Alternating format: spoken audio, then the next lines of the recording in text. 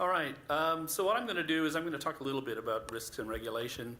Obviously, as you could have heard from Mark's talk, there are a vast number of potential applications for this technology. I'm going to focus on two applications as case studies that have relevance basically to an area in which APVMA would be regulating, which is pest control.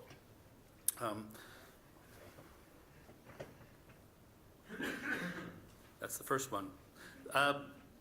So in terms of RNAi, of course, RNAi pesticides, and Mark made reference to them, and these are actually close to being, or they're approaching the market, at least from Monsanto, with something they refer to as biodirect pesticides that are based on RNAi technologies. And this is spraying of these RNAi molecules in a formulation that I don't think anybody except Monsanto knows about. The first targets, as far as I know, are going to be herbicide resistance genes in plants. And so basically, by spraying the RNAi, they get to sell more herbicide product. Smart. There are also insect-focused RNAi products that are part of their portfolio. One of them is focused on honeybees for virus control, and the other one is focused on, basically it's killing Colorado potato beetle. And I'll get back to that because it's limited in terms of its applications to particular insects because these beetles are particularly sensitive to RNAi. Again, this is based on a proprietary formulation technology, although other agrochemical companies I know of, one, Syngenta, but I'm sure that there are others who are also involved in developing this technology. There is, for those of us who are trying to do this in the lab, obviously if you're going to produce these RNAi molecules, you have to use some sort of genetic technologies in order to do it. So there is some OGTR regulation. Most of it are these NLRDs. It's really not that high level in terms of gene technologies, and so there's not a high level of regulation by OGTR in this space.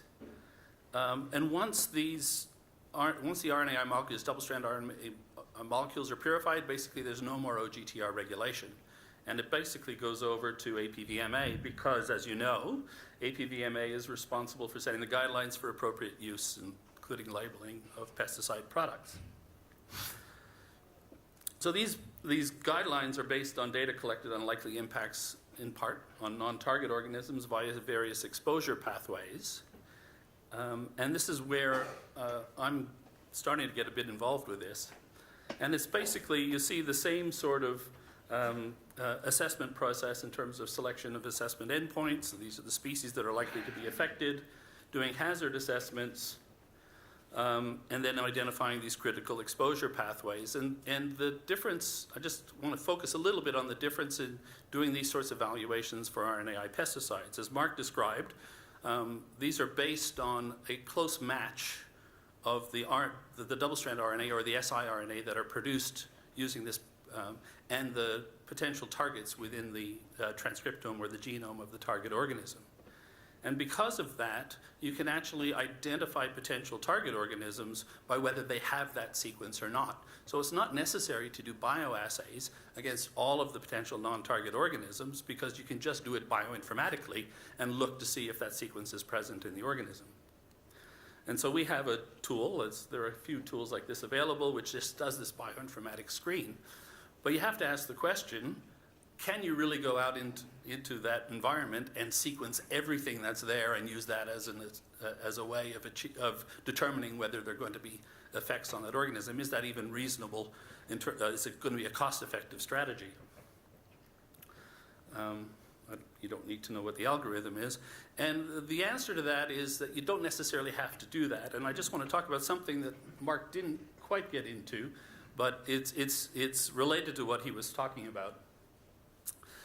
You'll notice that the Nobel Prize and the Science Prize that was given in Australia focused on nematodes in plants. There's a reason that it focused on nematodes in plants. There's a reason that it was discovered in nematodes in plants, and that is that in those two systems, if you get one of those small molecules, RNAi molecules, into the organism, it amplifies it up and duplicates it and copies and copies and copies it.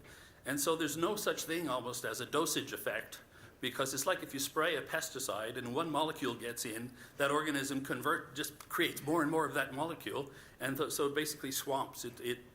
There's no worry about LC50s anymore because it's producing enough to kill itself. So obviously, those organisms are much more sensitive to siRNA. Insects aren't in general. They don't have that amplification mechanism. So there is a dose response in terms of insects. The sensitivity between different insect groups is different. So beetles are much more sensitive. Caterpillars, moths, and butterflies are far less sensitive, and a bunch of them in between. And so you have an idea as to what the likely dose response is, so you can sort of sort between the potential non-targets and say, we really need to focus on the nematodes or the plants or these other groups that are much more sensitive to this, because if one molecule gets in, then they're likely to be impacted. And so all this diagram, basically shows is that once it's inside a single cell, there's basically no difference between insects and nematodes in plants. Interestingly, if stuff is coming from the environment and trying to get into the organism, it looks like it happens a lot better in insects. So you can get it into the organism a lot better. But in insects, unlike nematodes and plants, what happens is once it gets into a single cell, it gets transmitted to all the neighboring cells, and you get this amplification response. And that's why the nematodes in the plants are much more sensitive to RNAi. So in general, then as a summary, so RNAi, and I think Mark was leading towards this, to me it's actually not a biopesticide. RNAi, because we're now synthesizing these RNA, they aren't coming from the biological source. We're actually synthesizing them in the lab, and they're just a molecule that happens to attach to an RNA molecule instead of a protein, which is what most small molecule insecticides attach to. And as such, the current regulatory framework, I think, should provide sufficient oversight. But like other pesticides, we have to test for non-target effects, and it's just with these ones, there's a slightly different approach that we can use in order to do it. So for the rest of the talk, I want to talk about gene drives. And I don't know, it's possible, for those of you who put up your hands and said you never heard of CRISPR, it's possible you heard of gene drive, because that's been where a lot of the attention has been most recently with respect to CRISPR technologies. And it's based on a process that's known as mitotic drive, and this is a natural process. It happens, there are mechanisms that occur naturally within populations that cause this to happen. And it's basically any process which causes one gamete to be inherited disproportionately over another gamete. So just look, it's the biased segregation of alleles into gametes or into offspring. And all you do with a gene drive is you take that natural process or a synthetic process that you might create, which causes this biased segregation process, and you attach a gene to it that you want to drive into the population. And that is what is referred to as a gene drive. So you have a biased segregation process, and you say, I want to use it to drive a particular trait into the population. And you do that, and if you do it that way, it's called a gene drive. And in terms of natural gene drives, we've been doing it recently at CSIRO as part of a process called Eliminate Dengue, which is using a Wolbachia bacterium to control dengue in northern Queensland and also now in Southeast Asia. And in this case, the bacterium causes what's called a cytoplasmic incompatibility, which is this disproportionate inheritance that you get. And the trait that we're interested in is the blocking of viruses. And so those two come from the same bacterium. You release this into the field, the bacterium causes a disproportionate inheritance. The trait is this virus blocking, and you end up with a whole population of dengue mosquitoes that cannot transmit dengue. And luckily, it also stops them from transmitting Zika, and so the same strain is being released in Brazil at the moment as one of the dengue or one of the Zika control strategies. But CRISPR has changed everything, because the problem with the natural ones is you basically have a limited choice of traits that you can use, a limited choice of genes. But with these synthetic gene drives based on CRISPR, as Mark was explaining, you can basically target any part of any genome in any organism, almost, and throw in whatever trait that you want into whatever location you want. And that's what makes them absolutely so flexible and so easy to use and so popular now in terms of a technology. This is titled homing endonuclease genes. That's just a category of proteins that Mark was referring to, of which CRISPR is one. And they all work in the same way. As Mark described, the protein, in this case, this would be the CRISPR protein, identifies what's called a recognition sequence. This is the sequence that the RNA binds to. If you actually put that homing endonuclease within that recognition sequence on one of the chromosomes, what it does is it produces the protein, it cuts that recognition sequence, and then you get, that's the digestion step. Then Mark was describing that homologous recombination, where he said you could put in a new gene. If you don't provide a template for that new gene, it uses the other chromosome as the template, and it copies that homing endonuclease gene, or the CRISPR complex, into the other chromosome. And so what this does is it basically converts a heterozygote into a homozygote for the gene that you're interested in, the gene drive that you've constructed.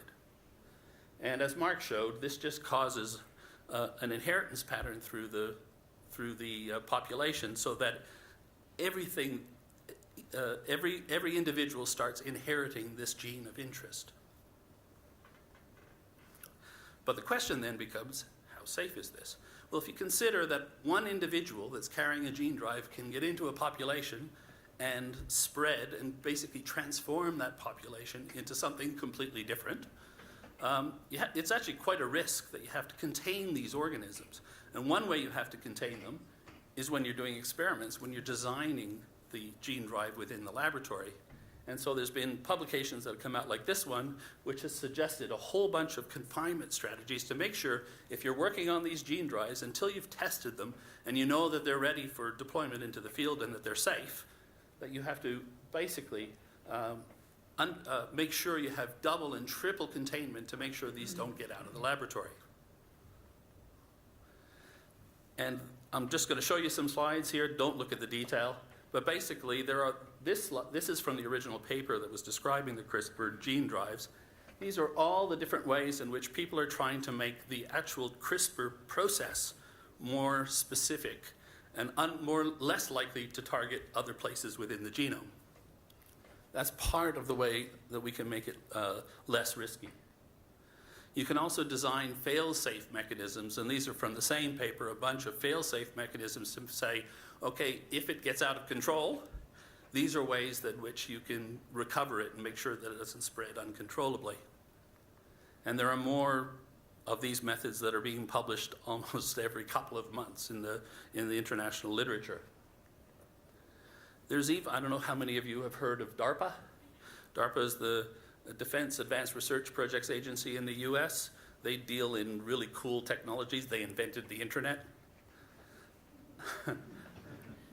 They have a whole research program now on how to make gene drives safe, right? So that's how big this is becoming. This is a $200 million research program just to figure out how to make these things safe. Interestingly, we're getting a lot of interest from people who are developing gene drives overseas, because they're saying we should be testing these in Australia because you live on an island continent. And I show them pictures like this and say, you know, it's really not that far from northern Australia, and a lot of insects fly. So we've been trying to ask some questions about whether we can really assume that we'll get containment within Australia if we start releasing gene drives. And in this case, this is a project I did with Roger Jones at University of Western Australia. And here we're just taking a genetic approach and comparing plant viruses between Northern Australia and in this case, East Timor. And what we discovered is for one of these viruses, we found an exact match between a population in East Timor and a population in Kununurra in Western Australia. None in other locations, only in Kununurra. But that Kununurra population was exactly identical to East Timor. And we think this is pretty strong evidence that this shows that the aphid that transmit this virus is actually blown from East Timor to Kununurra. You might think that that's ridiculous. Well, could it be that it would only be this population and not of these other populations? But we also do, Peter Durr, at the lab at which Mark works, does modeling. And these are models that are based originally on, they were developed by NASA originally to model the spread of nuclear fallout. And now they're used to model the spread of ash clouds from volcanoes. And he's taken them and he's taken them to a smaller spatial scale, included ecological and biological data, and said, created something called TAPIS, which is the tool for assessing pest and pathogen aerial spread, right? And so he's modeling how insects and potentially fungal pathogens, in terms of spores, are spread by wind patterns. And what you find is at different seasons, it's blowing in different directions. But within a season, you see a pretty consistent response where one source in Indonesia is high likelihood to be spreading things only to one part of the north coast of Western Australia, and that in different seasons it's going in the opposite direction. So this is consistent with the results that we were seeing, and this is true for this has been applied to insect vectors of livestock diseases as well. So just briefly, Mark was making the point, and I'll reiterate this point, and that is that the OGTR is undergoing a current assessment of their current regulations, in particular around CRISPR, and they're asking a very specific question within that. How should we be regulating gene drives? This is a major question internationally, and anybody who has opinions of this, of course, this is a public call for comment, and so you can make comments on this as an institution or as an individual to OGTR. We held a symposium. I assume that some of you were at our symposium we held at CSIRO, where we were asking the question from the regulatory science community within Australia, again, asking the same questions. What should be the regulatory framework for gene drives within Australia? And in what we found, just the general outcomes,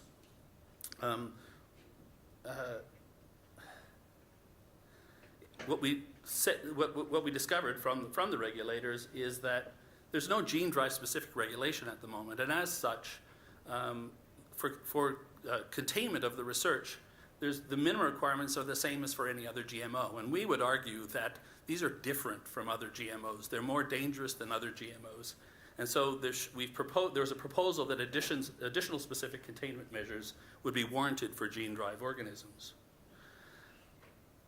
The current regulations, though, for GMO-contained work require institutional biosafety committees to consider if a facility is at appropriate containment level.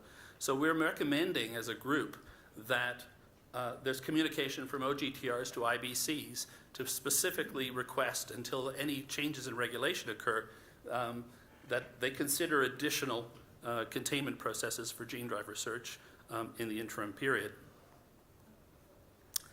So this is our regulatory system. This is a slide I got from OGTR. And, we believe the gene drive is sitting somewhere in here. We think that because I gave you examples of natural gene drives, it doesn't make sense for OGTR to be the organization that always takes the lead in terms of regulating gene drive organisms, because some of them may not be genetically modified. So there's a place in here, I think, for APVMA to take a leadership role in terms of the regulation of gene drive organisms, and there's a precedent that was set with the natural gene drives that we have with Wolbachia, which APVMA has taken the lead in regulating. However, there has been suggestion that these should be considered biological control organisms, and perhaps we should be regulating them as if they're novel organisms being introduced into Australia. But clearly there's linkages with environment, with APVMA, and the Department of Agriculture. And we can't forget about international commitments that we have. And this is a press release from the CBD, the Convention on Biological Diversity, that specifically mentions gene drive, and this was in December of last year, saying that they were terribly concerned about the possibility that gene drives would be developed in one country and basically be spreading to other countries and having an impact on biodiversity. We also had an OECD workshop in North Carolina the first week of October, which was focused a lot on bioethics regulation and the community consultation processes across 20 different countries. 20 or more countries from 5 different continents were there, and basically we received a general support across the board for international cooperation or coordination of regulatory efforts. Sound familiar? So that's basically as much as I'm going to be able to tell you today about gene drives and regulation. It really is a process that is evolving as we speak. It has a lot of attention worldwide at the moment. But so there's a global research effort to make gene drives safer. We have DARPA involved, which means that there's going to be some significant improvements. And that is improvements in targeting, so there are fewer off-target effects in the design of the gene drives. And also strategies which will help to place limits on gene drive effects. What I didn't mention is there's also modeling of what's called evolutionary escape. And that is that these natural gene drives occur, but they eventually dwindle out because they accumulate mutations. And they're not actually selection for them, so as they accumulate those mutations in the natural systems, they'll just eventually disappear. And so we're trying, there's people now who are modeling and trying to predict how long gene drives will actually be effective if they're released into natural environments. But we really don't know much. We don't know enough about the ecology and population genetics of most target systems to predict the effects of gene drives. And so a lot more research is necessary to answer the questions about can gene drives be contained effectively? Is it likely that we'll have this wind spread of the target organism into areas? There's also man-made or man-assisted movement of organisms that aren't very well documented. And can the flow-on effects the effects of a gene drive really be predicted without a better knowledge of the target ecosystem?